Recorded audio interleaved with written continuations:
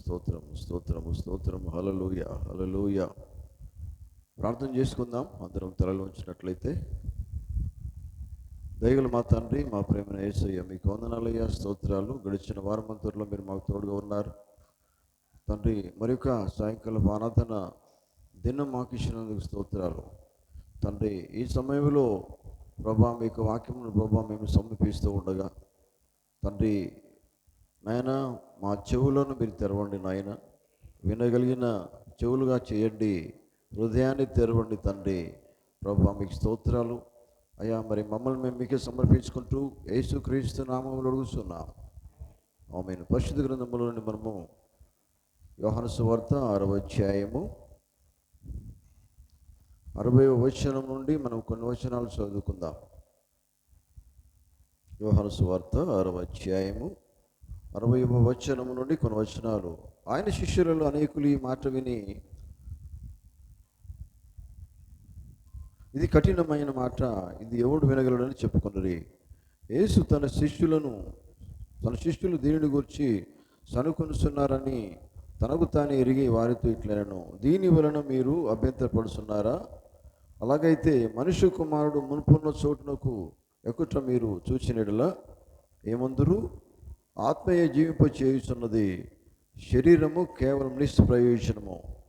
నేను మీతో చెప్పి ఉన్న మాటలు ఆత్మయు జీవమునై ఉన్నవి, కానీ మీలో విశ్వసించని వారు కొందరు ఉన్నారని వారితో చెప్పాను. విశ్వసించని వారిలో తను అంగీకరింపబోవు వారెవరో మొదటి నుండి యేసుకునకు తెలియను.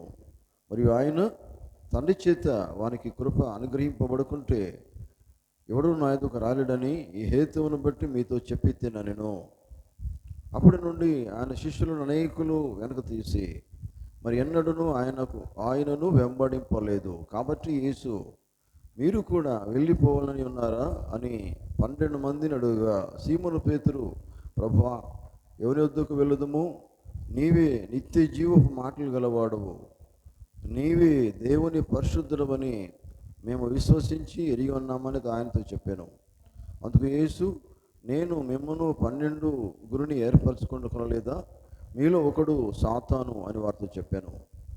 సీమోను ఇస్కరియోతు కుమారుడైన యూదా 12 మందిలో ఒకడై ఉండి ఆయన అప్పగింపబోచుండెను కనుక వాని గురించి ఆయన ఈ మాట చెప్పాను.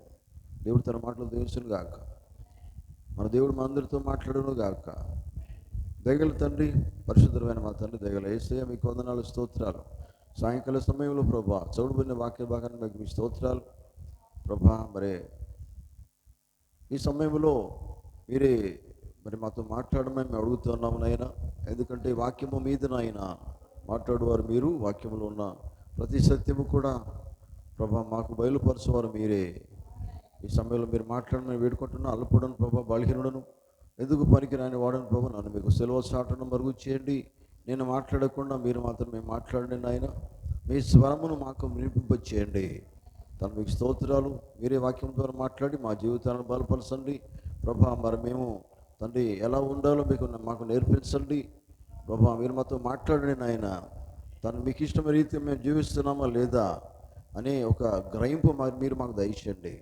తను మీకు స్తోత్రాలు. ఈ సమయంలో ప్రభా మీరే వాక్యం ద్వారా మాట్లాడి మహిమ ఘనత ప్రభావాలు పొందవలసిందిగా ప్రార్థన మన ప్రభు అయిన యేసుక్రీస్తు పరిశుద్ధమైన నామములో అడుగుచూ ఉన్నాం. ఆమేన్. కూర్చుందాం. క్రీస్తునందు ప్రేమైన దేవుని బిడ్డలారా, మీకందరికీ ప్రభు అయిన యేసుక్రీస్తు నామంలో ఈ సాయంకాలపు శుభములు కలుగును గాక. దేవుడు మిమ్మల్ని దీవించును గాక. మన ప్రభు అయిన యేసుక్రీస్తు వారు అన్నారు, ఇక్కడ 2-3 నామం పేరు కూడి ఉంటారు, ఒక మనసుతోటి పెడతారు, వారి మధ్యలో నింటారు మన ప్రభు సెలవు ఇచ్చారు. నిశ్చయంగా దేవుడు మన మధ్యలో ఉన్నాడు, నమ్ముతూ ఉన్నాం. సరే ప్రియులారా, మరి మనము చదువుకున్న వాక్య భాగము యోహాను సువార్త 6వ అధ్యాయము 60వ వచనం నుండి కొన్ని వచనాలు చదువుకున్నాం.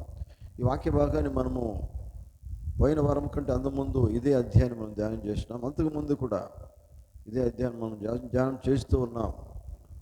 ఇదే అధ్యాయంలో నుండి దేవుని ప్రవక్తకు మంచి వర్తమానం మనకి ఇచ్చారు. అదంతా కూడా మీకు తెలుసు అని నేను అనుకుంటున్నాను. కొంతవరకు మనం ధ్యానం చేసినాం. దేవుని స్తోత్రం. 3 రకముల విశ్వాసులు అనే వర్తమానాన్ని మనం ధ్యానిస్తూ ఉన్నాం. త్రీ కైండ్ ఆఫ్ బిలీవర్స్ అనే వర్తమానం ధ్యానిస్తూ ఉన్నాం కనుక మరి ఈ సమయంలో మరి దాన్ని ఈరోజు మనం ధ్యానించడానికి దేవుడు మంచి సమయం మనకి ఇచ్చాడు. దేవునికి స్తోత్రం కలుగును గాక. కనుక ప్రియులారా, మనము ఇంతవరకు విశ్వాసాల గురించి మనం ధ్యానించాం. ఎందుకంటే విశ్వాసులు ఎంతమంది, ఎన్ని రకాలు? 3 రకాల విశ్వాసులు ఉన్నారు. హల్లెలూయా, నిజమేనా? ఇటు చూడండి, దేవుని స్తోత్రం. 3 రకాల విశ్వాసులలో ఎవరున్నారు? విశ్వాసులు ఉన్నారు, అవిశ్వాసులు ఉన్నారు, వేషధారులు ఉన్నారు. దేవుని స్తోత్రం. అయితే మనం ఇంతవరకు దాకా మన విశ్వాసుల గురించి మనం నేర్చుకున్నాం. ఆమేన్, ఆమేన్. విశ్వాసులలో ఎవరి గురించి మనం ధ్యానించామంటే గుర్తుందా మీకు? విశ్వాసులలో ఎవరు ఉన్నారు? పేతురు గురించి ధ్యానించాం. పేతురు, నోవహు, దానియేలు, దావీదు, అబ్రహాం, తర్వాత ఇంకా యోబు, ఇంకెవరు గుర్తున్నారు? యోసేపు, సమరయ స్త్రీ, తర్వాత గుర్తున్నదా? గుడ్డి బర్తులోమయి, తర్వాత రక్తస్రావపు రోగి, తర్వాత మోషే, ఇంకా చాలామంది ఉన్నారు. కానీ కొంతమందిని మాత్రమే మనం ధ్యానించాం. మరి ఈ సమయంలో ప్రియులారా, వారు ఎట్లా విశ్వాసం కలిగి జీవించారో అది మనము హెబ్రీయులకు రాసిన పత్రిక 11వ అధ్యాయంలో చూడగలుగుతాం. నిజమేనా? హల్లెలూయా, దేవునికి స్తోత్రం. కనుక ఈ సాయంకాల సమయంలో ప్రియులారా, ఇదే వర్తమానాన్ని మనము ఇప్పుడు అవిశ్వాసుల గురించి మనం ధ్యానం చేద్దాం. దేవుని స్తోత్రం. ఎందుకంటే అవిశ్వాసులు అంటే మనకు అర్థమవుతుంది, విశ్వాసం లేని వారని మనకు అర్థమవుతుంది. నిజమేనా? అర్థమవుతుందా? హల్లెలూయా, దేవుని స్తోత్రం. గమనిస్తాను ప్రియులారా, విశ్వాసి ఎలా జీవించాడో, ఎలా జీవించవలనో, ఎలా జీవించారు అనేది మనం చూసాం, అర్థం చేసుకున్నాం. ఎందుకంటే దేవుని నమ్ముకున్న వాళ్ళు, నమ్మకం అంటేనే విశ్వాసం. ఇక్కడ ఉన్నా మీరు? హల్లెలూయా, మనసు ఇక్కడ పెట్టండి. దేవుని స్తోత్రం. దేవుని నమ్మకమే విశ్వాసం. కనుక మరి విశ్వాసులు ఎట్లా జీవించారో మనము విశ్వాసుల జీవితాల గురించి మనం ధ్యానించాం. నిజమేనా? ఆమేన్. గమనించండి పిల్లరా, ఎందుకంటే వాళ్ళు దేవుని కోసం ఎట్లా నిలబడ్డారు, ఎన్ని అవమానాలు ఇచ్చినా ఆయన కోసం నిలబడ్డారు, సాక్షులుగా జీవించారు, హతసాక్షులుగా జీవించారు, ఇప్పుడు మాదిరిగా ఉన్నారు. ఇదంతా బైబిల్ చెప్తూ ఉన్నది.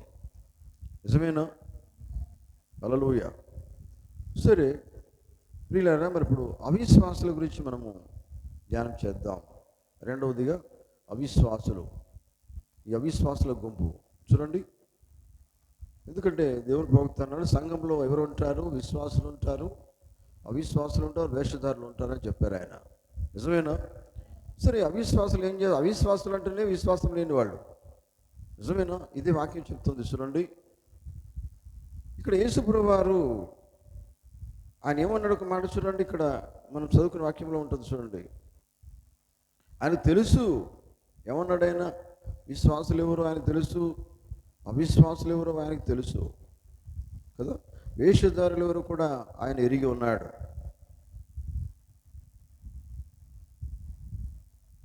అరవై 44 వచ్చిన చూద్దాం. 64 చూడండి ఒకసారి.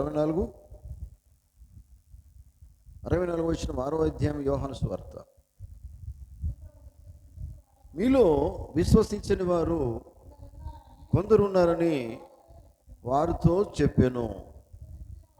విశ్వసించని వారెవరో, తన్ను అప్పగింపబోవాడెవడో మొదటి నుండి యేసునకు తెలియను. ఆమేన్. అర్థమైందా? అంటే ఇక్కడ యేసుప్రభువు వారికి తెలుసు విశ్వసింపని వాళ్ళు ఎవరో. మనం చెప్పుకుంటాం, మేము విశ్వాసనే చెప్పుకోవచ్చు, కానీ నువ్వు విశ్వాసివా కాదనేది ఎవరికి తెలుస్తుంది? యేసుప్రభువుకు తెలుస్తున్నది. ఇక్కడ ఆయన మాట్లాడుతున్నాడు, యేసునకు తెలియని అని చెప్పారు. వింటున్నారా? హల్లెలూయా, దేవునికి స్తోత్రం.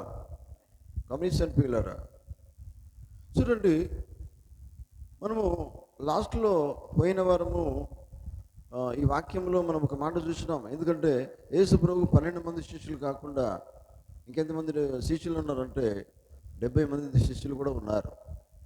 ఆమేన్. వాళ్ళు ఏం చేస్తున్నారు? ఆయన వెంబడించారు, కానీ చివరి వరకు ఆయన వెంబడించలేదు. ఎందుకు ఆయన వెంబడించలేకపోయారు?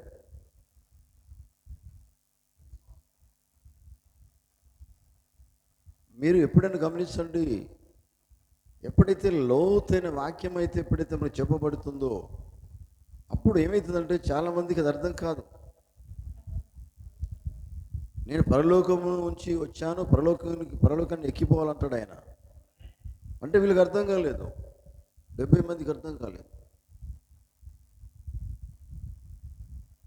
ఇంకేమన్నాడు ఆయన? నేనే జీవమునన్నాడు, నా శరీరము తిని నా రక్తం తాగువాడు నిత్యజీవం కలవాడన్నాడు. ఆమేన్, హల్లెలూయా. ఈ మాటలు వాళ్ళకి అర్థం కాలేదు. చూడండి, వింటున్నారా? ఇంకా మీకు తెలుసా, వాళ్ళు కూడా దేవుడు శక్తినిచ్చాడు. ఈ 12 మందికి, తర్వాత 70 మంది కూడా శక్తి కలిగిన వారు ఉన్నారు. వారు కూడా పవర్ ఇచ్చాడు ఆయన. ఏంటిది? దయ్యాలను వెలుగొట్టే శక్తి వారికి ఇచ్చాడు ఆయన. ఆమేన్, హల్లెలూయా. మీకు తెలుసు కదా, బైబిల్లో ఇద్దరు దేవుని వాక్యము ప్రకటించడానికి వాళ్ళు వెళ్ళారు. యేసుప్రభు ఇద్దరిని పంపినట్టుగా బైబిల్ చెప్తూ ఉన్నది. హల్లెలూయా. కనుక చూడండి, అయితే ఇందులో ఇప్పుడు యూదా ఇస్కరియోతు కూడా ఉన్నాడు 12 మంది శిష్యులలో. ఆయన కూడా దయ్యాలను వెళ్ళగొట్టే శక్తి ఆయన కూడా ఉన్నది. అంటున్నారా? ఆమేన్. చూడండి, ఇక్కడ ఇప్పుడు మనం అవిశ్వాసుల గురించి మనము ఈ 70 మంది శిష్యుల గురించి మనం ఆలోచించినట్లయితే ప్రియులారా, వాళ్ళు కొంతకాలమే ఆయన వెంబడించారు. అంటే ఆయన వాక్యం మీద వారికి నమ్మకం లేదు. నమ్మకం లేదంటే అర్థం ఏంది? విశ్వాసం లేదు. ఒకసారి దేవుణ్ణి నువ్వు నమ్ముకున్నావంటే యేసు ప్రభువును జీవితాంతం వెంబడించవలసిందే. నిజమేనా? హల్లెలూయా. చూడండి, వారికి ఏమనిపించింది అంటే, చూడండి, ఈయన పరలోకం నుండి దిగి వచ్చినని చెప్పుకొస్తున్నాడు. ఇది మరీ విపరీతం. వాళ్ళకి ఎట్లా అనిపించిందట? ఇది విపరీతం అనిపించిందట. మేము నమ్మలేమని వాళ్ళు చెప్పారు. అర్థమైందా మీకు? అంటున్నారా? చూడండి, అందుకని ఆత్మనే జీవింపచేయును అని బైబిల్ చెప్తున్నది.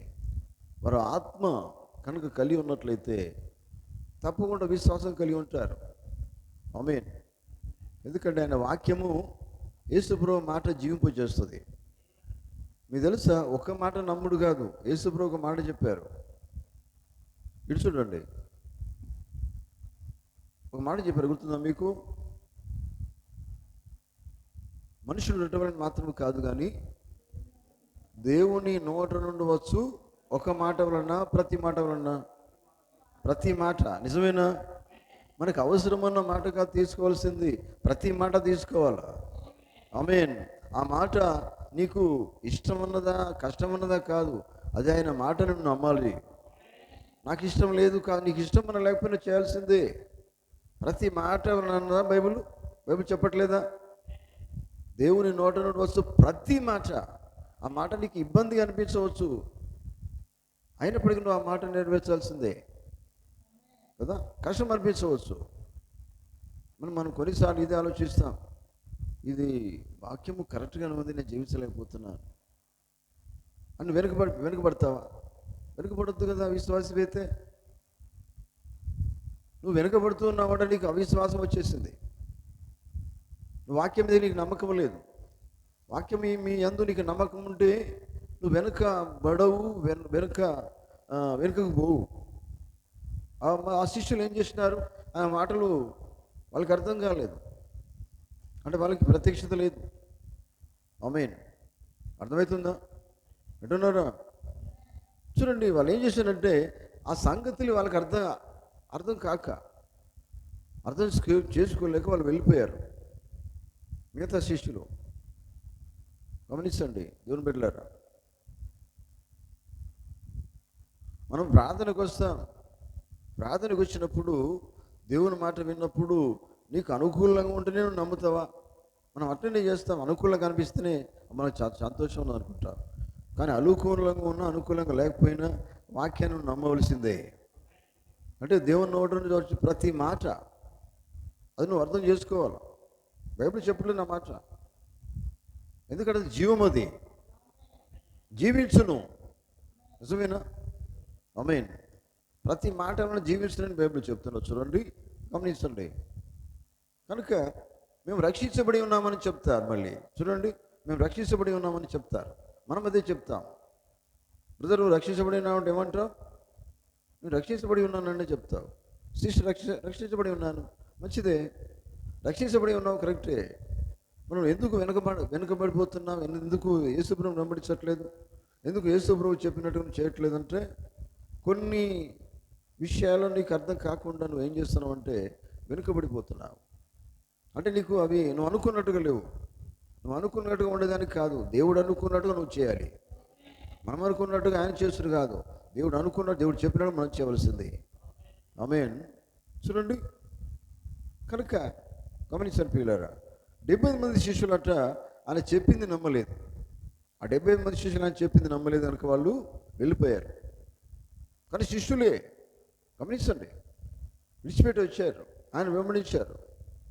కానీ వెంబడించినప్పుడు గుర్తుపెట్టుకోండి, యేసు ప్రభువును వెంబడించినప్పుడు ఎట్లా ఉండాలంటే మళ్ళీ వెనకతట్టు చూడొద్దు.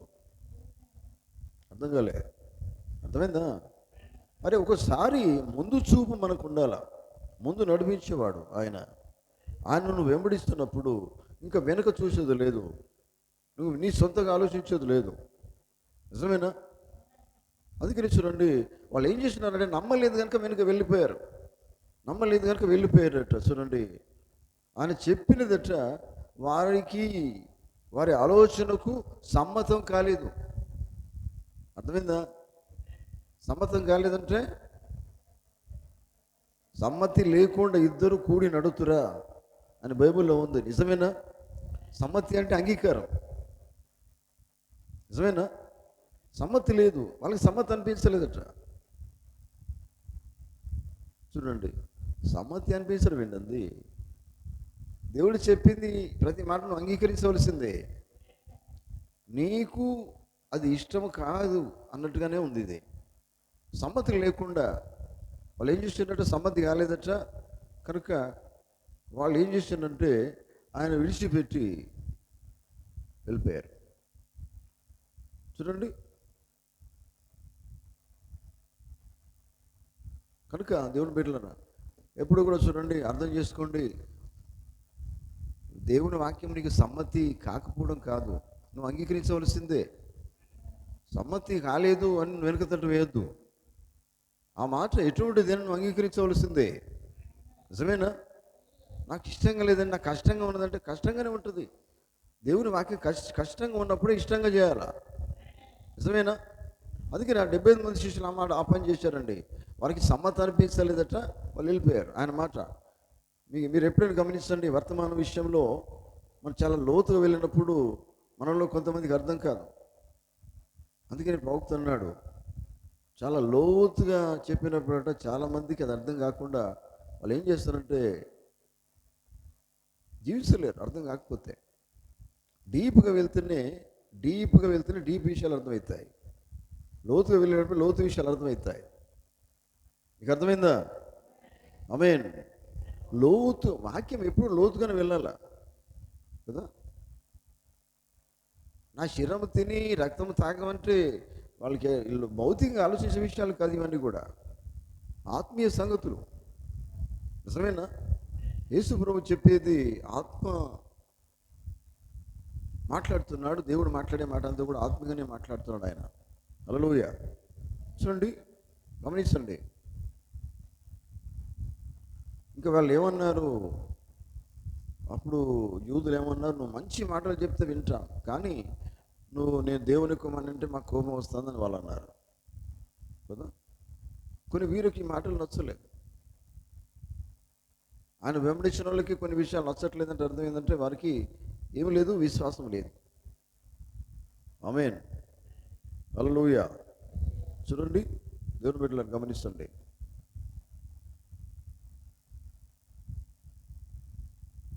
ఈ కాలంలో చూడండి, ఈ జాగ్రత్త వినండి మాట. ఈ కాలంలో అంటే మనం ఈ కాలంలో జీవిస్తూ ఉన్నాం, అంటే చివరి కాలంలో అంతంలో మనం జీవిస్తూ ఉన్నాం.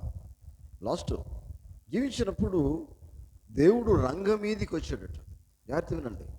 దేవుడు రంగం మీదికి వచ్చి తాను చేయుదునని చెప్పిన కార్యములు చేయుచున్నను నేటి ప్రజలు చూడలేని గుడ్డివారైపోయారు. మీకు అర్థమైందా కదా? ఈ ఈ గడియలో లోతైన విషయాలు ఇవన్నీ వినండి. లోతైన విషయాలు మనం చాలా అర్థం చేసుకోవాలా. ఈ కాలం గూర్చి పలికిన దేవుడు రంగం మీదకి వచ్చాడు. రంగం మీదకి వచ్చిన తర్వాత తాను ఏమైతే చేయాలనుకున్నాడో అవన్నీ కూడా చేస్తూనే ఉన్నాడు. ఈ విషయాలు ఎట్లా ఉంటాయి? లోతైన విషయాలు అర్థం కాక చాలామంది ఏం చేస్తారు, వెనుకతో అమ్మ నాకు అర్థమైతలేవండి, నాకు సమ్మతి అనిపిస్తలేదు, నాకు సమ్మతి అనిపిస్తలేదు కనుక నేను పక్కకు దొరుకుతాను అంటే నువ్వేమైపోతున్నావు? అవిశ్వాసి అయిపోతున్నావు. విశ్వాసి పక్కకు పోడు కదా. నీకు సమ్మతి కాదు, అందుకే నీకు ప్రత్యక్షత కావాలా. దేవుని మాట లోతైన విషయాలు నీకు అర్థం కావాలంటే ప్రత్యక్షత కావాలా. ఆమేన్. గమనించండి పిల్లరా, నేటి ప్రజలు గుడ్డివారైపోతున్నారు. ఎందుకంటే వారు అవిశ్వాసులు అయిపోతున్నారు. యేసుప్రభు కాలంలో యేసుప్రభు అన్నారు, అందులైన మార్గదర్శకులారా. ఒక మాట అన్నారు, నిజమేనా? అవునండి. గుడ్డి వాళ్ళు మార్గదర్శకులు. వేరే మార్గం చూపెడతామన్నారు, సత్యం చూపెడతామంటారు, కానీ కాదు, వారే అందులు, గుడ్డివాళ్ళు అంటున్నారా? గమనించండి. అందుకనే ఈ వర్తమానం మనకు అర్థం కావాలంటే లోతుగా వెళ్ళవలసిన అవసరం చాలా ఉంది. నిజమేనా? మేము వర్తమానం ఉన్నామండి, మేము నమ్మినాం, ప్రవక్త నమ్మినాం, నిజమైన వర్తమానం నమ్మినాం, ఎగరడం దునకడం కాదు, సంకలు ఎగురవేసి కాదు ఇది. అందులో డీప్ విషయాలు మనకు అర్థం చేసుకోవాలా. అందుకని ఇక్కడ ఏమన్నాడు ఆయన? చూడండి, ఆయన ఏమన్నాడంటే, యేసు ప్రభు వారు దేవుడు రంగం మీద దిగొచ్చి తన కార్యాలు చేస్తున్నాడు. అవన్నీ మనం ముందర జరిగిపోతాయని మనం అర్థం చేసుకోలేకపోతున్నాం. ఎందుకు అర్థం చేసుకోలేకపోతున్నామంటే నీకు ప్రత్యక్షత లేదు, లోతుగా నువ్వు వెళ్ళట్లేదు. ఆమేన్. చూడండి, గమనించండి.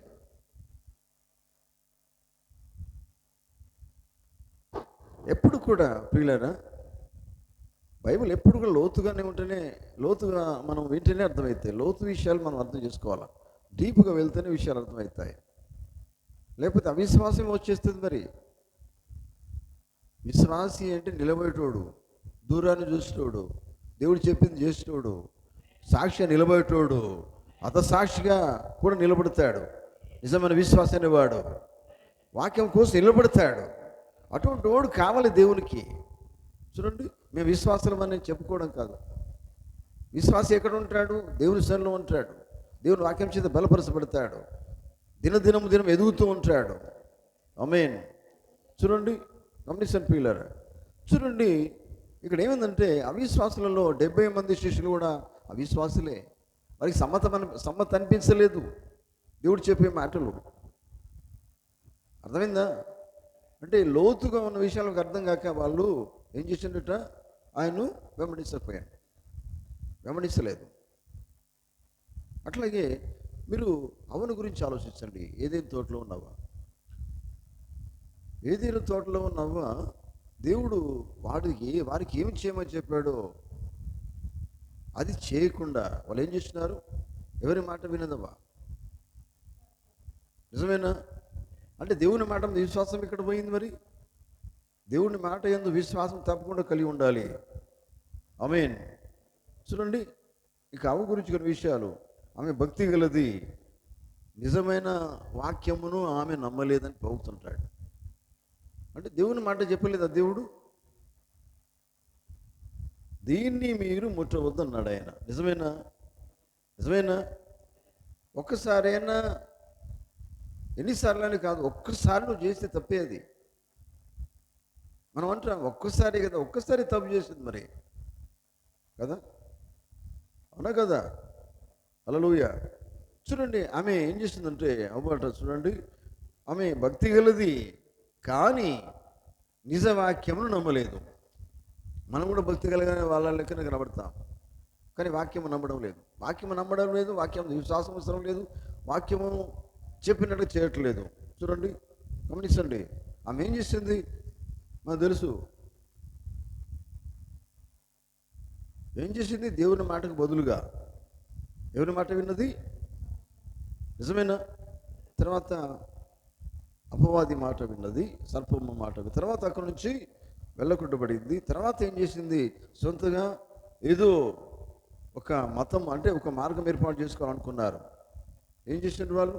మనకు తెలుసు. ఏం చేసిండ్రు ప్రియులారా? గుర్తుందా? ఒక సొంత మతం తయారు చేసుకున్నారట. అక్కడి నుంచి స్టార్ట్ అయింది. సొంత మార్గం ఏర్పాటు చేసుకున్నారు. బట్టలు లేవు కదా, దానికోసం వాళ్ళు ఏం చేసినారు? ఏం చేశారు ఆదమావులు? అంజూరు పాకులు, నిజమేనా, ఒక కచ్చటంలాగా వేసుకోవాలని ప్రయత్నం చేశారు. అది సొంత అభిప్రాయాలు, సొంత ఉద్దేశాలు, సొంత అభిప్రాయాలు. ఇవన్నీ ఎప్పుడు వస్తాయంటే నువ్వు దేవుడు చెప్పిన మాటకి దూరం అయితేనే సొంత అభిప్రాయాలు వస్తాయి. అసలు నేను దూరం చేసేటి సొంత ఆలోచన. నిజమేనా? సరిగ్గా దేవుని మాట మీద మీకు విశ్వాసం ఉంటే సొంత ఆలోచనలు ఎందుకు వస్తాయి? రావు కదా. అని చెప్పింది నువ్వు చేయాలా అనేది నీ గురి అయితే ఇంకా నీకు నీ సొంత ఆలోచన రాదు. బైబిల్లో వాళ్ళు అట్లనే చేసిండండి దేవుని బిడ్డలందరూ కూడా. ఏది ఏమైనా ప్రాణం తెగించారు. నిజమా? అవునండి. ఆయన కోసం నిలబెట్టే వాళ్ళు కావాలి. చూడండి, గమనించండి పిల్లలు. మతం అంటే ముసుగు అనేది ఒకటి కప్పుకోవాలని ప్రయత్నం చేసిండ్రు. దేవుని నుంచి దూరం అయిపోయారు. దూరం అయిపోయింది అంటే అది అవిశ్వాసియే. ఎవరు? 70 మంది శిష్యులు అవిశ్వాసులే. తర్వాత అవిశ్వాసియే. చూడండి, కయ్యూను కూడా ఏంటిది? ఆయన అవిశ్వాసి. అంతేనా? దేవునికి బలి సమర్పించిన బలిపీఠం అంటే తయారు చేసుకున్నాడు కయ్యూను మంచి భక్తుడు, తెలుసా కదా. కయ్యూను మంచి భక్తుడు, అంత బాగానే ఉంది. కానీ దేవునికి బలి అర్పించేది ఎట్లా అర్పించాడో మనకు తెలుసు కదా. అట్లాగే ఇద్దరు బలి అర్పించారు దేవునికి. నిజమేనా? కయ్యూను, హేబెల్ ఇద్దరు బలి అర్పించినప్పుడు, ఆ ఇద్దరు బలి అర్పించినప్పుడు దేవుడు ఎవరి బలి ఇష్టపడ్డాడో అని బైబిల్ చెప్తున్నదంటే హేబెల్ గురించి చెప్తున్నాడు ఆయన కదా. హేబెల్ బలి దేవునికి ఇష్టమైంది. హల్లెలూయా. మరి కయ్యూను ఏం ఆలోచించాడంటే, వాళ్ళ తల్లిదండ్రులు ఎట్లా అనుకున్నాడు ఆయన? మంచి ఫలాలు, తర్వాత సృష్టి అందమైంది ఏదో తెచ్చి బలిపీఠం మీద మంచి దేవునికి అందంగా ఇష్టం కావచ్చు అని తీసుకుని వచ్చి పెట్టాడు కదా. అవునా కదా? హల్లెలూయా. దేవుడు సౌందర్యవంతుడు అనుకున్నాడట. ఎవరు? కయ్యూను. చూడండి, కాబట్టి నేను వెళ్ళి కొన్ని పూలు, కొన్ని అందమైన పండ్లు ఇవన్నీ వేదిక అంటే బలి అదేంటి? బలిపీఠం మీద పెట్టేసి ఇవన్నీ అర్పిద్దాం అనుకున్నాడు. చూడండి, తన భక్తి చాటుకోవాలని ప్రయత్నం చేశాడు. గమనించాడు పిల్లరా. అట్లా నేను దేవుని ఆరాధిద్దాం అనుకున్నాడు. ఇంకేమన్నాడు చూడండి, ఇక్కడ మంచి మాట అంటాడు. ఎందుకంటే తన తల్లిదండ్రులు ఏదైనా తోటలో కొన్ని ఫలంలో తిన్నారు కనుక ఆ విధంగా నేను పుట్టాను కనుక నేను ఆ విధంగానే ఆ ఫలాలు తెచ్చి ఆ బలిపీఠం మీద పెట్టి దేవుణ్ణి ఆరాధిస్తాను. ఎవరు అనుకున్నారు ఈ మాట? కయ్యూను అనుకున్నాడు. చూడండి, దేవుడు ఎప్పుడు అందమైన కోరడు కదా. నిజమేనా? చూడండి, అందం అంటే మోసకరమని బైబిల్ చెప్తుంది. నిజమేనా? హల్లెలూయా. బైబిల్లో ఈ మాట ఉందా లేదా? అందుకని చాలామంది అందాన్ని కోరుకుంటారు కానీ దేవుడు ఎప్పుడు కూడా అంతరంగాన్ని మాత్రమే చూస్తాడు. ఆమేన్. చూడండి, కొంతమంది సంఘం ఉన్న వాళ్ళు నేను అందంగా ఉండాలని కోరుకుంటారు కదా. అందంగా నేను కనబడాలి అని కోరుకుంటారు. కానీ దేవుడు నీ పై రూపాన్ని చూడడు ఆయన. హల్లెలూయా. చూడండి, గమనించండి పిల్లలు. కనుక ఆయన కూడా మోకాళ్ళ నుంచి ప్రార్థన చేస్తున్నాడు. ఎవరు? కయ్యూను కూడా. మరి మోకాళ్ళ నుండి ప్రార్థన చేస్తున్నాడు, ఏడుస్తున్నాడు, అంత బాగానే ఉంది. కానీ ప్రత్యక్షత లేకుండా ఏదో బలి పెట్టాడు, అన్ని బలిపీఠం మీద పెట్టాడు. కానీ తర్వాత అదే హేబెల్ బలిపీఠం దగ్గరికి వచ్చేసి ఆయన బలిపీఠం ఎట్లా తయారు చేశాడు? ఏం పెట్టాడు? బలిపీఠం ఏం తీసుకొచ్చాడు? ఏం తీసుకొచ్చాడు? గొర్రెపిల్ల. నిజమేనా?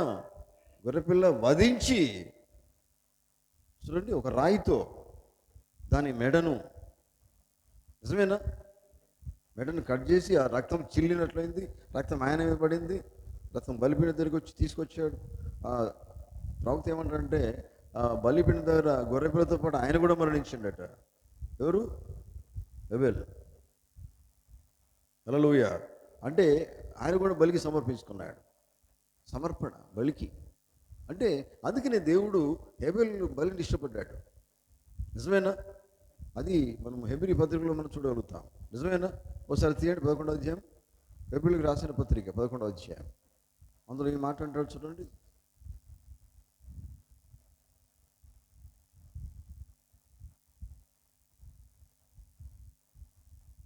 నాలుగో వచనం.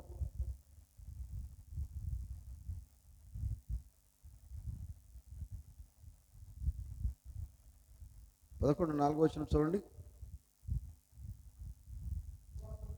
విశ్వాసమును బట్టి హేబెలు కయీను కంటే శ్రేష్టమైన బలిని దేవునికి అర్పించను. దేవుడు అతని అర్పణలు గూర్చి సాక్ష్యం ఇచ్చినప్పుడు అతడు ఆ విశ్వాసమును బట్టి నీతిమంతుడని సాక్ష్యము పొందెను. ఎవరు నీతిమంతుడని సాక్ష్యం పొందారు? హేబెలు. నిజమేనా? ఈ దినాన మనం హేబెలును ధ్యానిస్తూ ఉన్నాం, అంటే గుర్తు చేసుకుంటున్నాం. దేనికోసమని? నీతిమంతుడైన. ఎట్లా నీతిమంతుడైనాడు? బలి, విశ్వాసమును బట్టి దేవునికి బలి సమర్పించాడు. హల్లెలూయా. అందుకనే నీతిమంతుడైనట్టుగా ఇక్కడ వాక్యం చెప్తూ ఉన్నది. ప్రియులారా గమనించండి, చూడండి.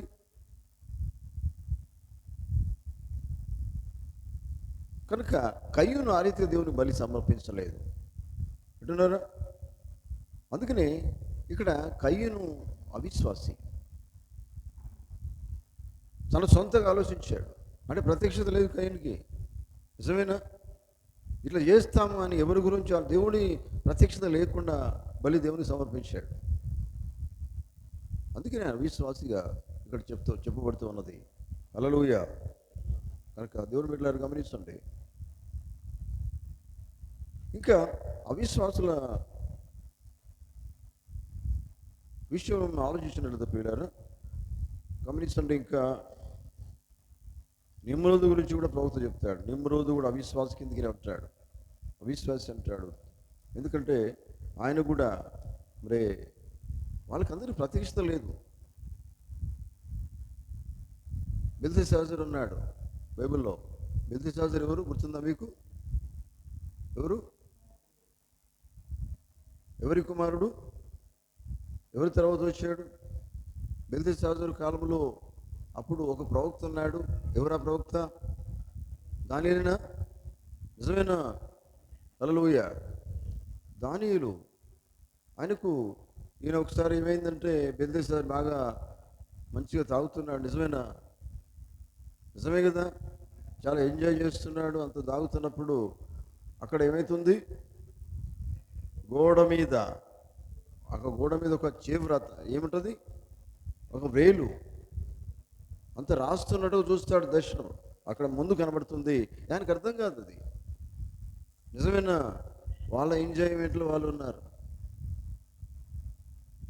అర్థం కాలేదు. చూడండి, ఈ రాజు కూడా క్రైస్తవులు అంటే ఆనాడు ఇజ్రాయేలును కూడా చాలా కష్టపెట్టాడు ఆయన. అర్థమవుతుందా? కనుక చూడండి, గమనించండి. అయితే ఏమైంది అక్కడ? దానియేలు వచ్చి దానియేలు చెప్పాడు, దాని అర్థం చెప్పాడు. ఎందుకని గ్రహించలేకపోయాడంటే ఆయన ఒక అవిశ్వాసాన్ని పోగుతుంటాడు ఇక్కడ. హల్లెలూయా. దేవునికి స్తోత్రం. వింటున్నారా? ఎందుకంటే ఒక ప్రతిమ చేసాడు. ప్రతిమ దానియేలు ప్రతిమనే అంటాడు. నిజమే కదా? ప్రతిమ అది దానియేలు ప్రతిమనే అది. హల్లెలూయా. దేవునికి స్తోత్రం. ఆయన ఏం చేశాడంటే పరిశుద్ధుల విగ్రహములను ఆరాధించాలి, అన్నరాజ్యములను బలవంతం చేసినట్టు ఆ రోజు విగ్రహాలను పూజించాలని. వింటున్నారా? ఆ రాజ్యపు గోడ మీద తెలియని భాషలో ఒక చేవ్రాత రాయబడాను. తెలియని భాషలో. ఆ భాష ఎవరికి అర్థమవుతుంది? దానియేలుకు మాత్రమే అర్థమవుతుంది. ఆమేన్. ప్రవక్తకు తప్ప అది ఎవరికి అర్థం కాదు. దేవుని స్తోత్రం. వింటున్నారా? అయితే ఇక్కడ ఒక మాట చూడండి, గోడ మీద చేవ్రాత కనబడుతున్నది, ఆత్మీయ సంగతులను నమ్ము ఆత్మీయ మనస్సు దాన్ని చదువుతుంది. ఆత్మీయంగా మాత్రమే జీవిస్తే మాత్రమే ఆత్మ సంగతులు అర్థమవుతాయి. ఆమేన్. అది కనుక మరి ఆ రాజుకి ఇది అర్థం కాలేదు. ఎందుకు అర్థం కాలేదంటే ఆత్మీయ సంగతులు అర్థం కావాలంటే ఏం కావాలి? విశ్వాసం కావాలండి. నిజమేనా? విశ్వాసం లేకుండా ఆత్మ సంగతులు ఎట్లా అర్థమవుతాయి? ఒక విశ్వాసికి ఆత్మీయంగా దేవుడు ఏం మాట్లాడుతున్నాడో అర్థమవుతుంది. అందుకని ఇక్కడ మాట్లాడాడు ఆయన. చూడండి, నూతనంగా దేవుని ఆత్మ మూలంగా జన్మించిన వారికి మాత్రమే ఆత్మీయ సంగతులు అర్థమవుతాయి. ఎట్లా జన్మించాలా? మారు మనసు పొంది యేసుక్రీస్తు నామములో బాప్తిసం పొందినంత మాత్రాన ఆత్మీయ సంగతులు అర్థం కావు. ఎట్లా జన్మించాలా? ఆ దేవుని ఆత్మ మూలంగా జన్మించిన వారికే ఏ సంగతులు అర్థమవుతాయి? ఆత్మీయ సంగతులు అర్థమవుతాయి. హల్లెలూయా. చూడండి, గమనించండి దేవుని బిడ్డలారా. అట్లాగే ఇప్పుడు బెల్తెషాజరు అయిన ఒక అవిశ్వాసి, ఎందుకంటే అవిశ్వాసం లేదనుక అది అర్థం కాలేదు. అట్లాగే ఇంకొక ఆయన కూడా ఉన్నాడు చూడండి, అహాబు ఉన్నాడు బైబిల్లో. అహాబు నిజమేనా? అహాబు మంచి భక్తుడు ఒకప్పుడు, కానీ విగ్రహ ఆరాధన చేసి ఆమెను వివాహం చేసుకున్నాడు. నిజమేనా? ఎవరు? ఇజబెలేనా? సో ఇజబెల్ని ఆయన పెళ్లి చేసుకున్నాడు కనుక అప్పుడు ఏమైంది పిల్లరా? ఏమైంది చెప్పండి? ఆ ఇజబెల్ వెనక నుండి మొత్తము ఈయన నడిపించింది. భక్తి పోయింది, విశ్వాసం అయింది కదా, అంత అన్యుల లెక్కనే అయిపోయింది జీవితం అంతా కూడా. నిజమేనా? పరిపాలన అట్లనే అయిపోయింది. ఎప్పుడైతే అన్యులను వివాహం చేసుకున్నాడో చూడండి, వింటున్నారా? అందుకని ఆయన విశ్వాసి వల్ల నటించాడు అహాబు, కానీ ఆయన విశ్వాసగా జీవించాడు. విశ్వాస కొంతకాలమే, తర్వాత అవిశ్వాసిగా అయిపోయినాడు. అర్థమవుతుందా? ఆమేన్. అతను విశ్వాసాల మధ్యలో ఉన్నాడు కానీ అవిశ్వాసిగా జీవించాడు. అతను ఏం చేసిండట? ఇంతకుముందు నేను చెప్పానన్నమాట, విగ్రహారాధికుల్ని పెళ్లి చేసుకున్నాడు. ఇజ్రాయెల్ దేశంలోనికి విగ్రహారాధన తీసుకొచ్చాడు. అతడు ఒక అవిశ్వాసి. ఇది మనకు అందరికీ తెలిసిన విషయాలే. నిజమేనా? ఇక్కడ అవిశ్వాసాల గుంపుల గురించి మనం ఆలోచిస్తున్నాం. నిజమేనా? దేవుని స్తోత్రం. 70 మంది శిష్యులు, తర్వాత ఇంకెవరు? నువ్వు ధ్యానించింది ఎవరు? 70 మంది శిష్యుల తర్వాత ఎవరిని?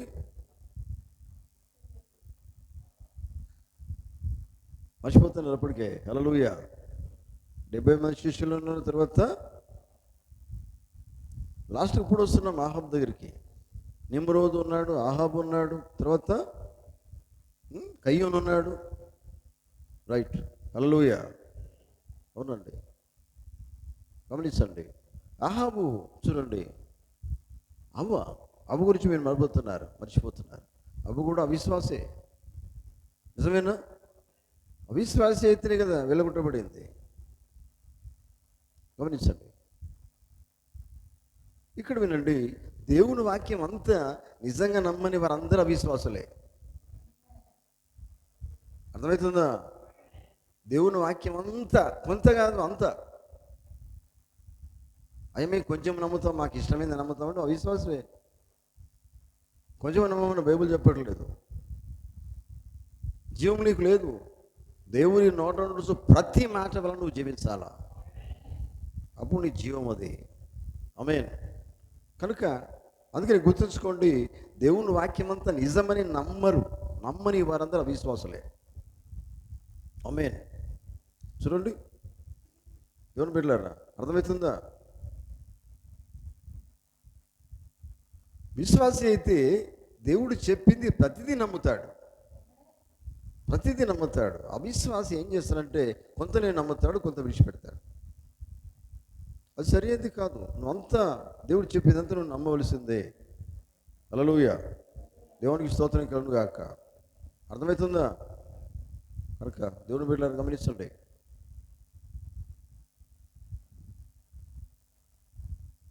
ఇంకా ఈ అవిశ్వాసుల గుంపులలో ఎవరైతే ఉన్నారో చూడడానికి వాళ్ళు మనము ఇప్పుడు మనకి ఎక్కడ దాకా వచ్చినామంటే 70 మంది శిష్యులు ఒకటి, అవ్వ గురించి, తర్వాత ఇంకా కయ్యూను, తర్వాత నిమ్రోదు, బెల్తెషాజర్, ఆహాబు. నిజమేనా? అర్థమైందా? ఇంకా అవిశ్వాసుల గురించి మనం ఏం అర్థం చేసుకోవాలంటే, వాక్యమును వారు పరిపూర్ణంగా వాక్యమును ఏవైతే నమ్మరో వారు అవిశ్వాసులే. అర్థమైందా? ఆమేన్. వారు పూర్తి వాక్యం నమ్మరు, కానీ ఎంతో భక్తిగా కనిపిస్తారు. నిజ వాక్యము బయలుపరచబడినా కానీ వారు నమ్మరు.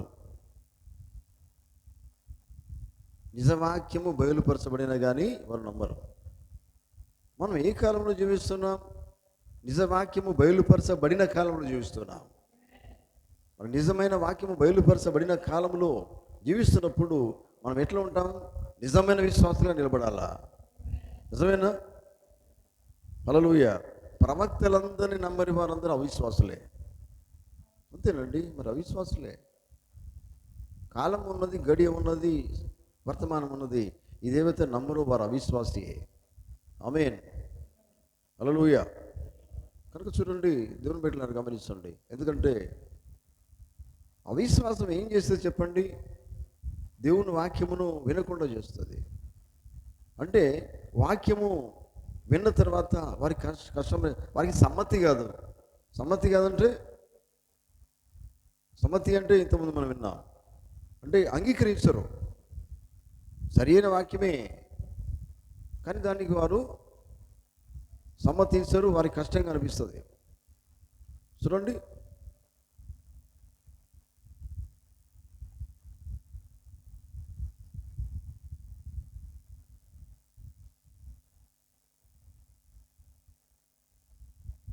ఎట్టున్నారా? హల్లెలూయా.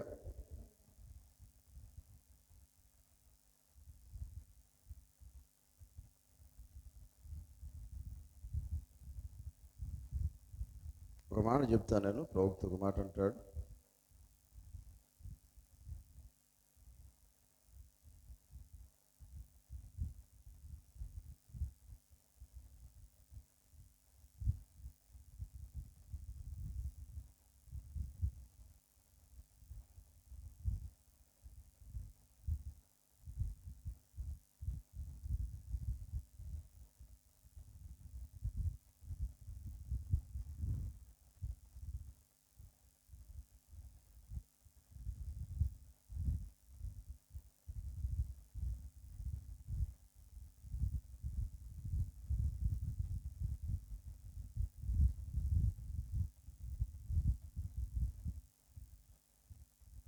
పుత్ర స్వీకారం వర్తమాన ప్రవక్తలో చూడండి,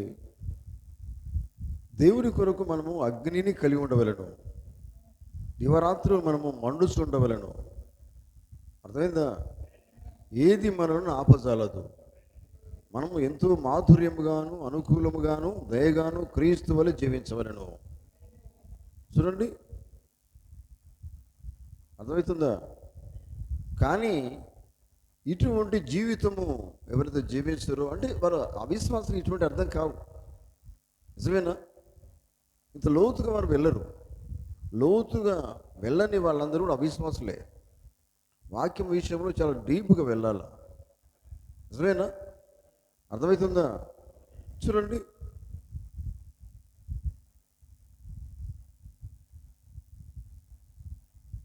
వాక్యము వినియు అందులో నడుచులకు నిరాకరించే వారందరూ అవిశ్వాసులే. అర్థమైందా? వాక్యము విని, అర్థమైందా? వాక్యము విని అందులో నడుచుటకు నిరాకరించేవారు అవిశ్వాసులు. నడుచుట దేవునికి కావాల్సింది వినేవాళ్ళు గొప్పవాళ్ళు కాదు, నడిచే వాళ్ళు కావాలా. అర్థం కాలే? హల్లెలూయా. దేవుని బిడ్డలారా, ఈ మాట చాలా ముఖ్యమైన మాట. ఇది ఈ ప్రవక్త ఈ మాట చెప్పినాడు. పుత్ర స్వీకారంలో ఏమన్నారంటే చూడండి, దేవుని వాక్యం వినడం, అందులో నడవడం అనేది చాలా ప్రాముఖ్యమైనది. నిజమే. నిరాకరించడం అంటే ఇక విని లాభం ఏంది? అంతేనా? వింటున్నావు, నడుస్తలేవు, నువ్వు విని ఏమాత్రం ప్రయోజనం లేదు కదా. విని నడిచేటోడు కావాలి దేవునికి. అది నువ్వు అర్థం చేసుకోవాలి. అర్థమైందా? ఆమేన్. చూడండి, ఎప్పుడు కూడా కఠినంగా నీకు కనిపిస్తుంది. కఠినమైన మాట ఎప్పుడు నీకు అర్థమవుతుంది? కఠినమైన మాటని ఎవరన్నారు? స్టార్టింగ్లోనే అన్నారు చూడండి, 60వ వచనం ఏముంది? 6వ అధ్యాయం 60వ వచనంలో, 60వ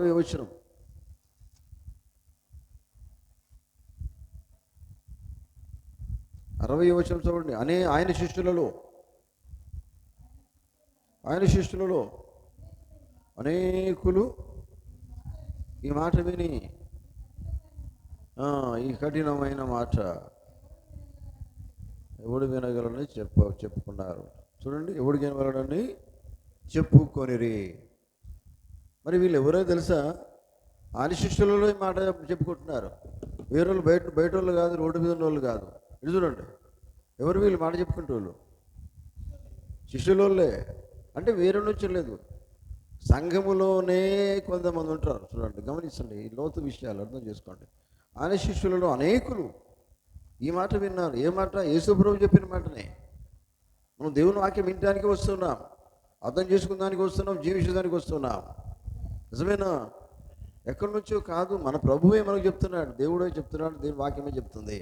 దేవుని వర్తమానం మనతో మాట్లాడుతున్నారు. చూడండి, ఆయన శిష్యులు ఈ మాట మాట్లాడుతున్నారు. చూడండి, అంటే అర్థం ఏంటంటే వాళ్ళకి అర్థం కాలేదు కనుక ఈ కఠినమైన మాట అని చెప్పేటోళ్ళే అవిశ్వాసులు.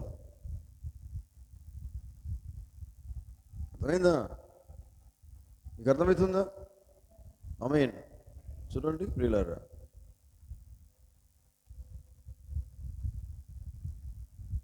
గమనించండి. సరే, మనము అవిశ్వాసుల గుంపు, అవిశ్వాసి అంటే దేవుని వాక్యం సెలవిస్తున్నది అవిశ్వాసికి విశ్వాసికి పొత్తు లేదని వాక్యం సెలవిస్తున్నది. నిజమేనా? అవునండి. సరే, ఇంకొక గుంపు గురించి మనం ఆలోచిద్దాం. ఇంకొక గుంపు ఎవరున్నారు? వేషధారులు ఉన్నారు. నిజమేనా? వేషధారులు అంటే దాన్ని ఇంకేమంటారంటే నటించేవారు అంటారు. నటించిన వాళ్ళు, అనుకరించిన వాళ్ళు. నటించడం అంటే అంతే, ఒరిజినల్ కాదు. ఒక నటనకు వెళ్తున్నామంటే ఒరిజినల్ నువ్వు కాదు, అర్థమవుతుంది. నిజమేనా? వేషధారం అంటే ఒక వేషం వేసుకున్నట్టే కదా లెక్క. అంటే వాక్యం వింటారు. చూడండి, దీని గురించి ప్రభుత్వం కొన్ని విషయాలు చెప్తారు. చూడండి, వేషధారుడట పరిశుద్ధుని వల్ల నటిస్తాడు. అంటున్నారా? ఏం చేస్తాడట? పరిశుద్ధుని వల్ల నటిస్తాడు. గమనించండి. 3వ రకం విశ్వాసి వేషధారి. వీళ్ళు ఏం చేస్తారంటే తెలుసా? వాక్యం వింటారు కానీ తప్పు దొరకదు పట్టడానికి ప్రయత్నం చేస్తారట. చూడండి,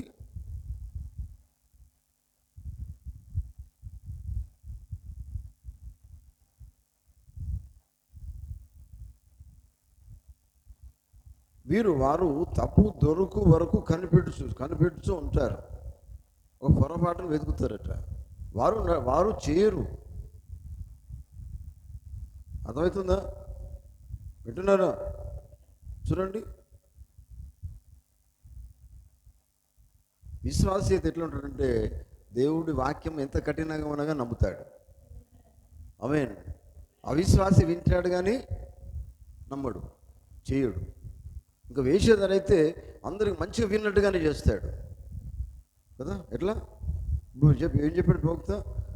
పరిశుద్ధుని వల్లే మంచిగా వింటాడు, మామూలు లెక్క కాదు, పరిశుద్ధంలాగా వింటాడు. ఏం చేస్తాడు? నటిస్తాడు, చేసుడు లేదు.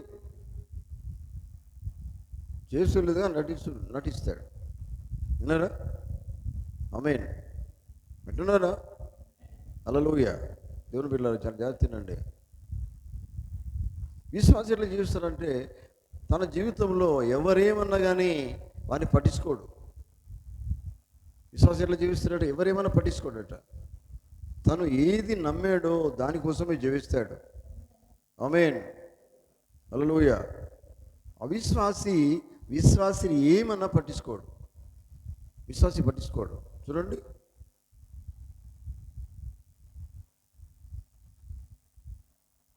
అవిశ్వాసితో విశ్వాసి పొత్తు పట్టి జీవించాడు. మన జీవితంలో ఇదే మనం చేయాలా. నువ్వు విశ్వాసిగా జీవిస్తే ఎప్పుడు అవిశ్వాసిని జోడు పెట్టుకోకు. హల్లెలూయా. దోస్తు పెట్టుకోవద్దు వాళ్ళతో, ఎందుకంటే ఆ అవిశ్వాసం నీకు కూడా వచ్చేస్తుంది. నువ్వేం చేయాలా? అవిశ్వాసం నువ్వు మార్చాలా. అవిశ్వాసిని ఉండనియండి. మరి వాళ్ళు వినకపోతే మనం ఏం చెప్పలేము. అది నీ లోపల నుంచి రావాలా. నువ్వు విశ్వాసి ఏం చేస్తాడంటే దేవుని వాక్యాన్ని కంప్లీట్గా నమ్ముతాడు. అంత వాక్యం అంతా నమ్ముతాడు. హల్లెలూయా. చూడండి, గమనించండి పిల్లలు.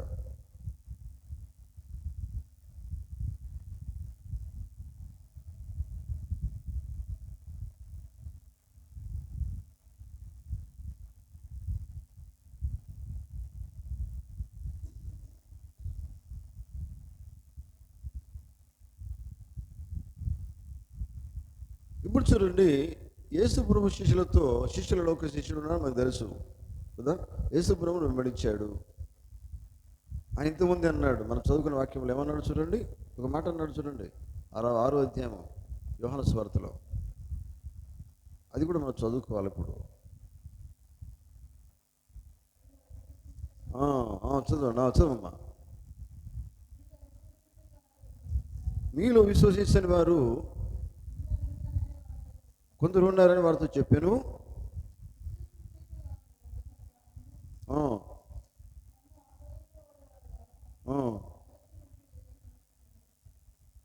64వ వచనం. మీలో విశ్వసించిన వారు కొందరు ఉన్నారని వారితో చెప్పాను. విశ్వసింపని వాడేవాడు తను అప్పగింపబో వాడేవాడో మొదట నుండి యేసునకు తెలియను. నిజమేనా? ఈ అప్పగింపబో వాడే అవిశ్వాసి. అతను ఎవరు? ఇస్కరియోతు యూదా. నిజమేనా?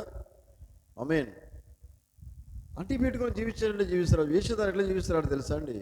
చూడండి, వాళ్ళు ఎట్లా చేస్తారంటే అంటి ఉన్నట్టుగానే ఉంటారు. అంటే భక్తి ఎవరికి లేని భక్తి వారికే ఉంటుంది.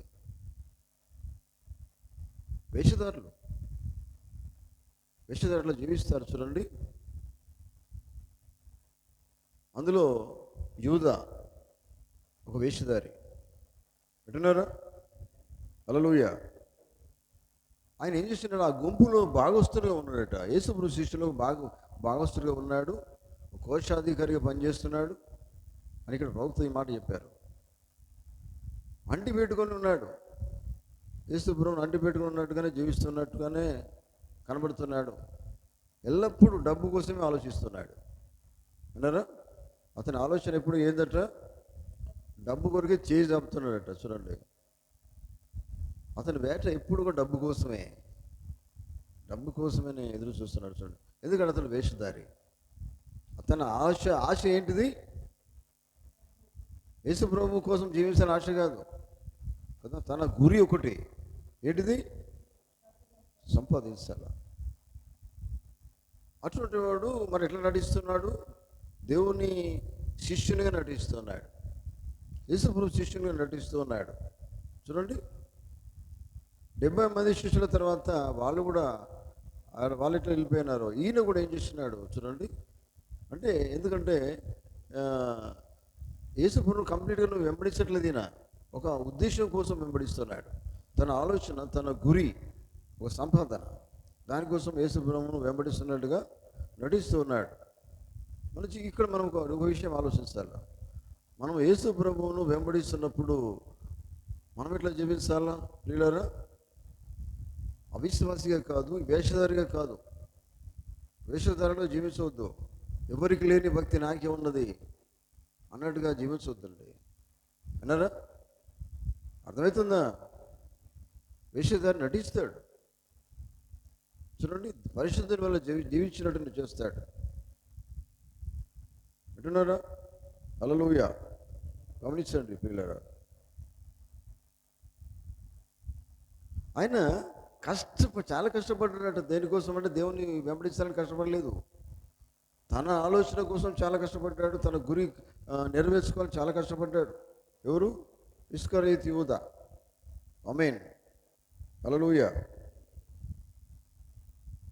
యేసు ప్రభుతో ఆయన రొమ్ము మీద ఆనుకున్నా కానీ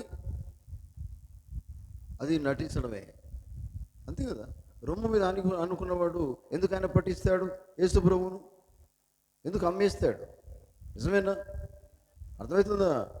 నువ్వు యేసు ప్రభువును వెంబడిస్తే నువ్వు ఎట్లా జీవిస్తావంటే ఆయన వెంబడిస్తావు.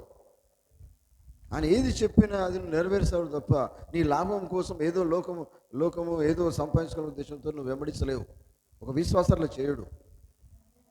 నిజమేనా?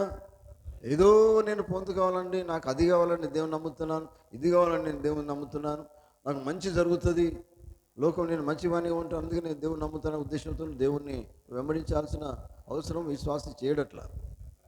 నిజమేనా? హల్లెలూయా.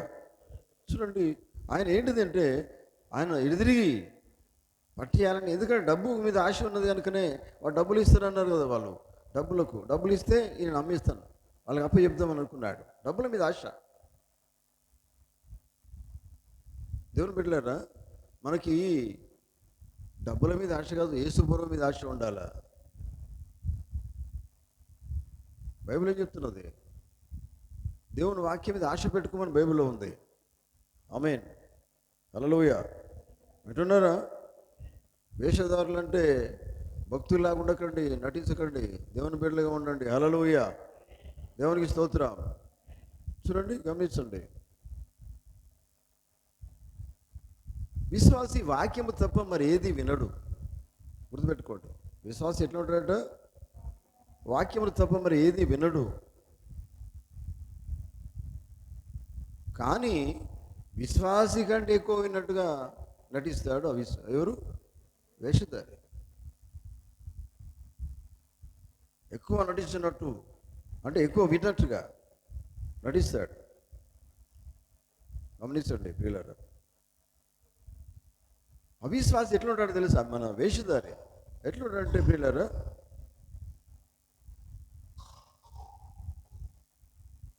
ఇక్కడ అవిశ్వాసం ఇంకో మాట చెప్తారు ప్రవక్త. ఏమంటారంటే అవిశ్వాసి అట ఒక్క నిమిషంలో ఉబ్బిపోతాడట. వాక్యం చెప్తున్నప్పుడు అవిశ్వాసి ఒక్క నిమిషంలో ఉబ్బిపోయినట్టుగా ఆహా ఊహ అంటాడు. చూడండి, అర్థమవుతుందా? తర్వాత ఏమైందట? వర్తమానం వినుటకు 10 నిమిషాలు కూడా కూర్చోలేడు. బాగున్నదండి అనుడే, కానీ వినేదానికి కూర్చేదానికి ఇబ్బంది పడతాడు, కూర్చోలేడు. అర్థమైందా? చూడండి, అతనికి ఇష్టం లేకుండా అన్నట్ట, అతను అనుకున్నది రీతి ఉండకుండా వెళ్ళిపోతాడట. ఎవరైనా అవిశ్వాసి. దేవుని స్తోత్రం. కానీ వేషధారి అట్లా వెళ్ళిపోడు.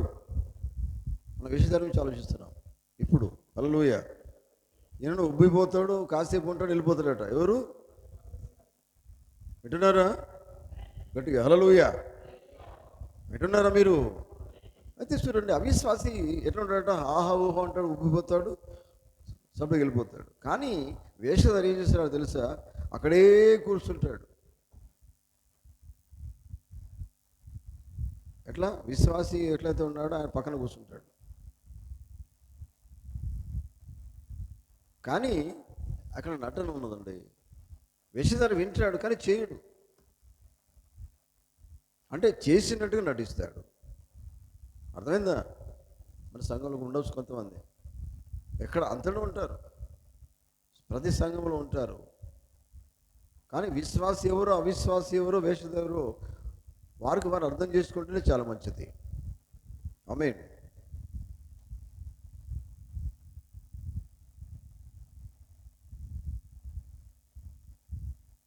వేషధారి గురించి కొన్ని విషయాలు చెప్తారు ప్రవక్త. కొన్నిసార్లు వేషధారులు ప్రజలలో చాలా గొప్ప పేరు సంపాదించుకోవాలని ఆశపడతారు. వాళ్ళ ఉద్దేశం ఎట్లుంటుందట? గొప్ప పేరు సంపాదించుకొని ఆశపడతారు. నేనే బలవంతుని ఉండాలని కోరుకుంటారు, విద్యావంతులు ఉండాలని కోరుకుంటారు, డిగ్రీలు సంపాదించాలని కోరుకుంటారు, ఎక్కువ సంపాదన కలిగిన వారుగా ఉండాలని కోరుకుంటారు. చూడండి, చాలా గొప్పవారుగా అందరిలో ఉండాలని కోరుకుంటారు. సాతాను తెలివి వేషధారణ కలిగి ఉంటారు. అర్థమైందా? ఆమేన్. గమనించండి, ఇదంతా కూడా మరి సాతాను అసలు యూదా ఇస్కరియోతు ఆ పని చేసిందంటే అతను చేయలేదు, అతను ఉన్న సాతానే చేశాడు. ఆమేన్. హల్లెలూయా. సాతాను ఆ కాలంలో యూదా రూపంలో ఉండెను. అర్థమైంది? ఆమె చెప్పండి హల్లెలూయా. సాతాను యేసుప్రభు వెంబడిస్తున్నాడు యూదా ఇస్కరియోతు. కానీ యూదా ఇస్కరియోతు రూపంలో ఎవరు ఉన్నారట? సాతాను ఉన్నాడు. ఇక్కడ అంటాడు, భక్తుంటాడు అన్నమాట. చూడండి, వాక్యమును అంగీకరించినట్టే కనబడ్డాడు. ఎవరు? వాక్యం అంగీకరించినట్టే కనబడ్డాడు, కానీ బలహీనతలు కనుగొని పట్టుకున్నట్టుకు వేచి ఉన్నాడు. యూదా కూడా అక్షరాల అదే చేశాడు, అదే పని చేశాడు యూదా. చూడండి, గమనించండి ప్రియులారా.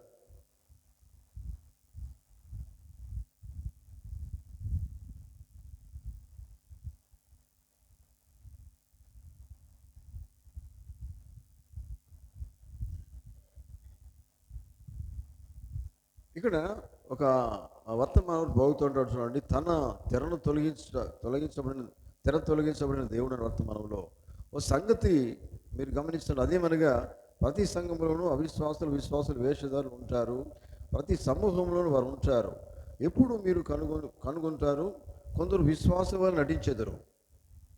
ఎప్పుడు కొందరు విశ్వాసులు నటిస్తారు. అది చాలా నీచము. అవిశ్వాసులుగా ఉన్నవారి వలన తొందర రాదు, కానీ ఈ వేషధారం వల్లనే తొందర ఉంటుంది. అంటే వేషవాళ్ళు ఎట్లుంటారంటే, వేషధారులు నటిస్తారు. వేషధారు నమ్మినట్టుగా జీవిస్తారు. అర్థమైందా?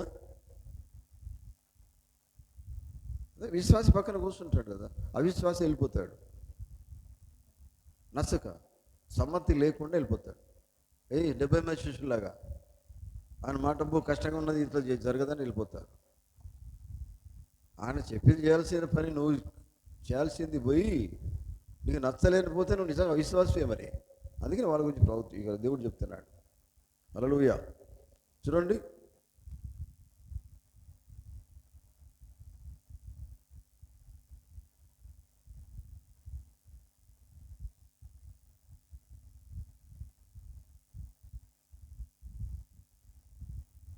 ఎత్తబడిన వర్తమానం పోతున్నారు. చూడండి, మోషే గురించి మనం వింటాం.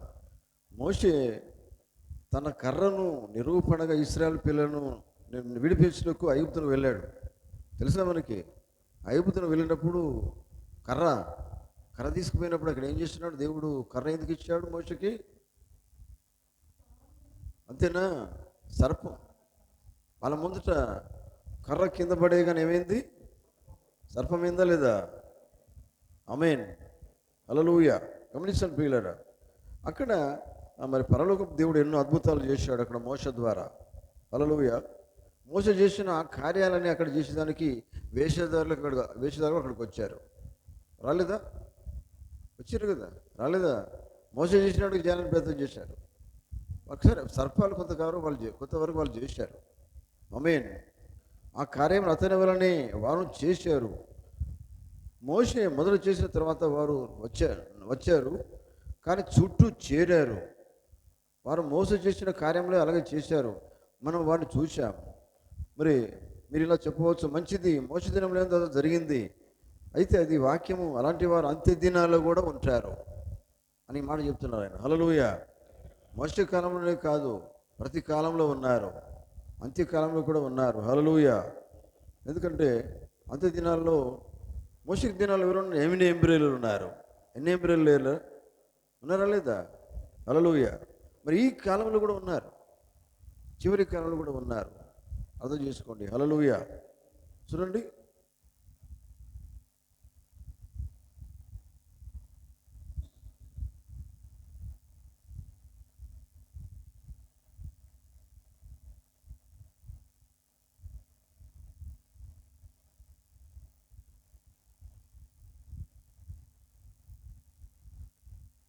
కనుక చూడండి దేవుని బిడ్డలారా, ఇప్పుడు యూదా ఇస్కరియోతు వేషధారిగా మనం ఇక్కడ గుర్తిస్తున్నాం.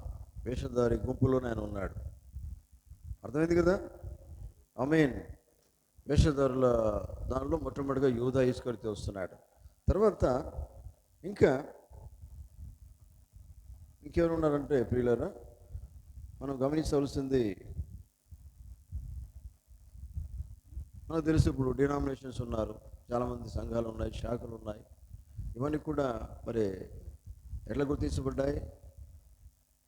వేషధారులాగానే ఉన్నాయి. అర్థమైందా? ఆమేన్. ఎందుకంటే అసలైన వాక్యం నమ్మరు కదా. మనం చెప్తే నిజమైన వాక్యం చెప్పినప్పుడు వారు నమ్మరు. ఆమేన్.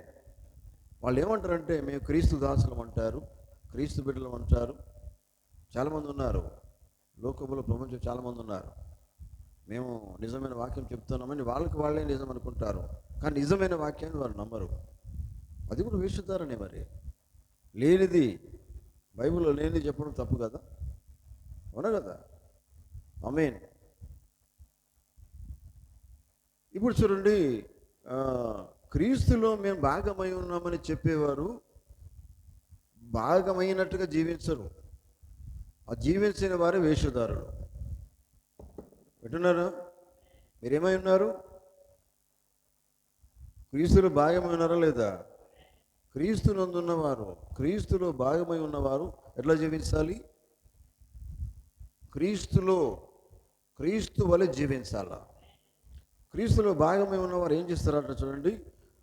భాగమై ఉన్నట్టు మేము భాగమై ఉన్నామని చెప్తారు, కానీ చెప్పిన తర్వాత ఏమాత్రము జీవించరు. కానీ చెప్తారు ఏమని? క్రీస్తులో భాగమై ఉన్నామని మాత్రం చెప్తారు. అందుకని చెప్పడం చాలా ఈజీ, చేయడం చాలా కష్టం, జీవించడం చాలా కష్టం. చూడండి, ఒక మాట చెప్పి నేను ముగిస్తాను పిల్లలు. ఈ గడియలో చూడండి, ఈ గడియలో మనము ఈ కాలపు వర్తమానం నమ్ముతున్నాం, నిజమేనా? ఈ గడి వర్తమానం నమ్మిన తర్వాత, మరి నమ్మిన తర్వాత వర్తమానం ప్రకారం ఇంతవరకు జీవిస్తున్నాం. ఏమేమి వర్తమానం ఉన్నామని చెప్పుకుంటేనేమో అది వేరు విషయం. జీవించకపోతే మరి వేషధారివే. నువ్వు జీవించకపోతే వేషధారివే కదా, అవునా కదా? హల్లెలూయా. చూడండి, గమనించండి ప్రియులారా.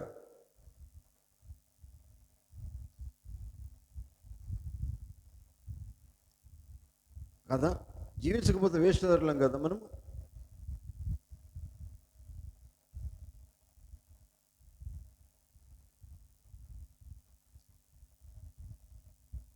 అందుకని మత్తయి సువార్త 24:26 ఉంటుంది మాట. ఏమని? సాధ్యమైతే 24:24 సౌండ్ వస్తారు. 24 మత్తయి. చివరి దినాల్లో జరిగే సంగతి అక్కడ మాట్లాడుతాడు ఆయన. చూడండి,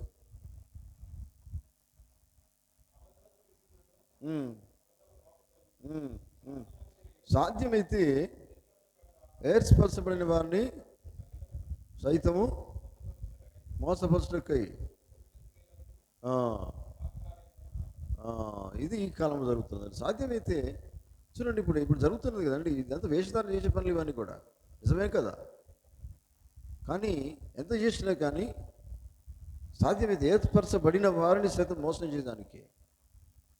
కానీ ఏర్పరచబడిన వారు ఎప్పుడు కూడా మోసపరచబడరని తెలుస్తుంది అని వాక్యం చెప్తుంది. హల్లెలూయా, దేవునికి స్తోత్రం. ఎందుకంటే యూద లాంటి వాళ్ళు ఎట్లా భక్తి దేశపురం వెంబడించినట్టుగానే జీవించినాడు లేదా? హల్లెలూయా. శిష్యుడు అయినట్టుగానే జీవించాడు, కానీ చివరికి ఆయన పట్టించారు. నిజమేనా? కనుక ఈ కాలంలో చూడండి, పైకి భక్తి, తిమోతి పత్రికలో మాట్లాడుతుంది, తీయకండి, కానీ పైకి భక్తి గల వారి వల్ల ఉండి దాని శక్తిని ఆశ్రయించని వారు ఈ కాలంలో చాలామంది ఉన్నారు. ఈ గడియలో సంఘములో అటువంటి వాళ్ళు ఉన్నారు. కానీ వారికి నువ్వు ఎట్లా ఉండమన్నాడు వాక్యము? ఏం చెప్తుంది? విముఖంగా ఉండండి, వారికి విముఖంగా ఉండి జీవించండి. అంటే మీరు అవిశ్వాసులుగా లేకపోతే వేషధారులు ఉండకండి. నిజమేనా? భక్తి లాగా చూపించడం కాదండి, శక్తిని కలిగి జీవించేవారు, వాక్యం కలిగి జీవించేవారు ఆయన కావాలా. ఆమేన్. హల్లెలూయా. సత్యము నాకు సాక్షిగా జీవించాలా. దేవునికి స్తోత్రం. అర్థమవుతుందా? చూడండి దేవుని బిడ్డలారా, సత్యములకు సాక్షిగా జీవించినప్పుడు సత్యం కోసం నిలబడతారు. సాక్ష్యం అంటే నిలబడమే. ఆమేన్. గమనించండి.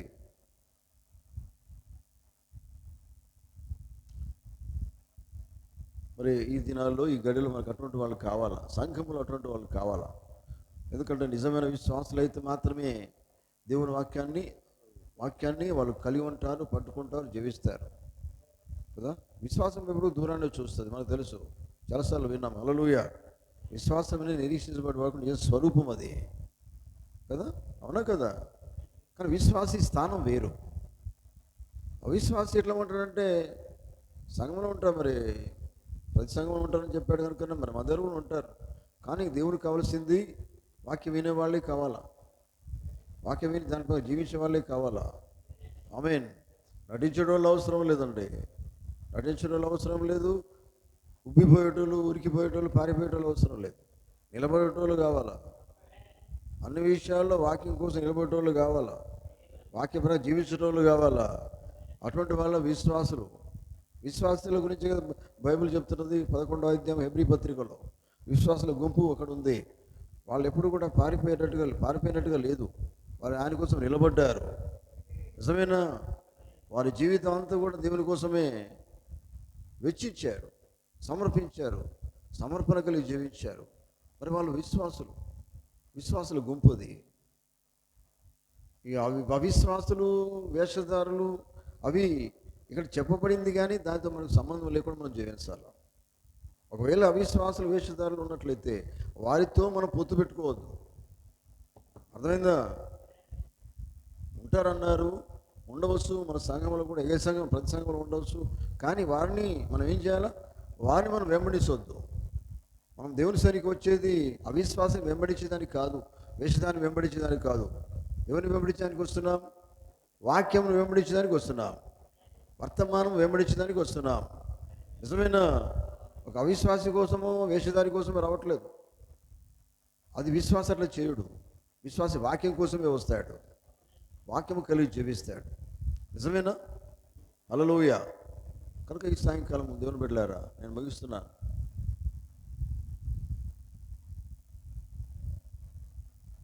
త్రీ కైండ్ ఆఫ్ బిలీవర్స్ అంటే 3 రకముల విశ్వాసులు అనే వర్తమానం ఆఖరి భాగం మనం ఇప్పుడు వింటూ ఉన్నాం. అంటే అవిశ్వాసుల గురించి మనం ఈ దినాన్ని మనం విన్నాం. విశ్వాసులు లిస్టులో ఎంతమంది ఉన్నారో మనం చూసాం, వారు ఎట్లా జీవించారో మనం చూసాం. నిజమైన వేషధారుల స్థితి ఏంటిదో మనకు అర్థమైంది. వేషధారు ఎట్లా ఉంటాడంటే నటిస్తాడు.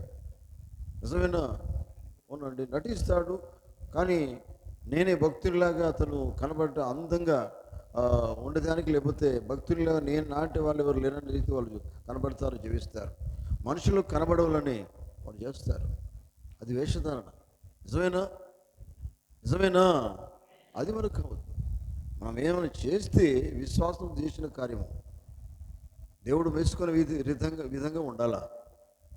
మనం ఏం చేసినా దేవుడు మెచ్చుకునే రీతిగా ఉండాలా. ఆ కార్యం ఎవరు చేస్తారు? విశ్వాసి చేస్తాడు. ఆమేన్. హల్లెలూయా. దేవుని బిడ్డలారా, మీకు అర్థమైందా? మరి విన్న వర్తమానం నుంచి మనం నేర్చుకోవాల్సింది ఏంటంటే పిల్లారా, విశ్వాసులు ఉన్నారు, అవిశ్వాసులు ఉన్నారు, వేషధారులు ఉన్నారు. ఇందులో మనము ఏ గుంపుకు చెంది ఉండాలి? నోరున్న వాళ్ళు చెప్పాలి. అందరూ కూడా మీరేమైనారో అది చెప్పండి. నేను విశ్వాసనే చెప్పండి, అవిశ్వాసం చెప్పండి, వేషధారని చెప్పండి. యేసు ప్రభువు చెప్పిన ఈ వాక్యంలో యోహాను సువార్త నుంచి మంచి వర్తమానం మనం వింటున్నాం. ఏంటిది? 3 రకముల విశ్వాసులు. ఆమేన్. 3 రకముల విశ్వాసులలో 3 గుంపులు మనకు కనబడుతున్నారు. 3 గుంపులలో నువ్వు ఏమై ఉన్నావు అది నువ్వు చెప్పు, అర్థం చేసుకో. ఏమైనారు మీరు? విశ్వాసుల గుంపేనా? ఆమేన్. అవిశ్వాసుల గుంప కాదా? హల్లెలూయా. వేషధారులు కాదు. మీరు ఆ, విశ్వాసులు గుంపు అని చెప్పుకున్నంత మాత్రాన విశ్వాసులైనా అనేది ఎలా తెలుస్తుంది? జీవితాన్ని బట్టి తెలుస్తుంది. మీరు ఎట్లా జీవిస్తున్నారు దాన్ని బట్టి మీరు విశ్వాసులు అనేది దేవుడు మెచ్చుకునే విధంగా మన జీవితాలు ఉండాలి. ఆమేన్. విశ్వాసి జీవితం చాలా వేరుగా ఉంటుందండి కదా. అవిశ్వాసి వేరు, విశ్వాసి వేరు, వేషధారి వేరు. కనుక ఈ సాయంకాలం గమనించండి పిల్లలు, మన జీవితం అంతా కూడా మన విశ్వాసంతో వర్తమానముతో మనం కొనసాగించాలి మన జీవితం అంతా కూడా. అర్థమైందా? కానీ నటించే జీవితం మాత్రం కలిగి ఉండకండి, వేషధారిగా జీవించకండి. అవిశ్వాసిగా లోతుగా వెళ్ళకుండా ఇది నాకు కష్టంగా ఉన్నదండి, ఇది నేను చేయలేను, నేను జీవించలేను అనకండి. లోతైన విషయాలు మనం అర్థం చేసుకున్నప్పుడు ఇంకా చాలా సంతోషపడాల. దేవుడే నాకు అన్నీ కూడా బయలుపరుస్తున్నాడు. విశ్వాసి చాలా ఆనందిస్తాడు, సంతోషపడతాడు. విశ్వాసం ఇంకా ఎదుగుతుంది, ఎదుగుదల కలిగి జీవిస్తాడు కదా. ఆ 70 మంది శిష్యులు సమ్మతించలేదట. యేసు ప్రభువు చెప్పిన మాటలు సమ్మతించకుండా ఆయన మళ్ళీ వెంబడించలేదు కదా. అయ్యా నాకు కష్టమవుతుంది, నేను సమ్మతించే వాక్యంతో అటువంటి ఉద్దేశాలు నీకు రావద్దు, అవి నువ్వు చేయవద్దు, ఎందుకంటే నువ్వు విశ్వాసమై ఉన్నావు. ఆమేన్. విశ్వాస అయితే యేసు ప్రభువును వెంబడిస్తాడు. మనం యేసు ప్రభువును వెంబడించే జీవితం కలిగి ఉందాం, వాక్యం వెంబడించే జీవితం కలిగి ఉందాం. హల్లెలూయా, హల్లెలూయా. ఈ కాలపు గడియ, ఈ కాలపు వర్తమానం అదే దేవుని వాక్యమై ఉన్నది, ఈ కాలపు వాక్యం. దాన్ని మనం వెంబడించే వారిగా ఉండాలి. ఆమేన్. ఉందామా? నిజమైన విశ్వాసంలో జీవిద్దామా? ఆమేన్. దేవుడు తన మాటలు దీవించును గాక. మనం లేచి నిలబడదాం, ప్రార్థన చేసుకుందాం. హల్లెలూయా.